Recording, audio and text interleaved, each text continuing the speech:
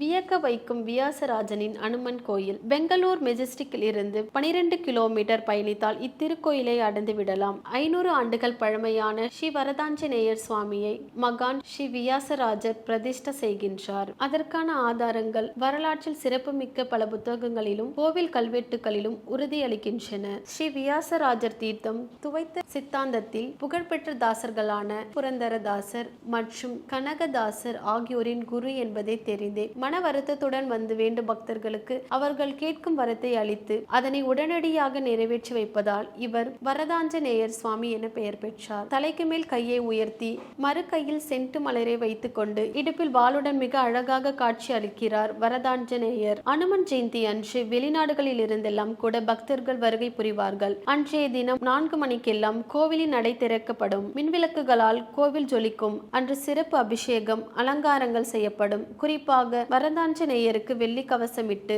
கிரீடம் முத்து மாலை ஆகியவை அணிவித்து பல வகையான பூக்களால் அலங்கரிக்கப்பட்டிருக்கும். குறிப்பாக அனுமனுக்கு மிகவும் பிடித்த வடைமாலை சாற்றப்பட்டு பக்தர்களுக்கு விநியோகிக்கப்படும். இதை காணவே கண்கொள்ளா காட்சியாக அமைந்திருக்கும். அதன் பிறகு அன்னதானம் வழங்கப்படும். அதே போல சனிக்கிழமை மற்றும் விசேஷ நாட்களில் பஜனைகள் கச்சேரிகள் கலை நிகழ்ச்சி இங்கு நடைபெறும். ஸ்ரீ வரதாஞ்சநாயர் சுவாமி மட்டுமே பிரதோஷமாக இங்கு கோயில் கொண்டு பக்தர்களுக்கு அருள்பாலித்து வருகிறார்.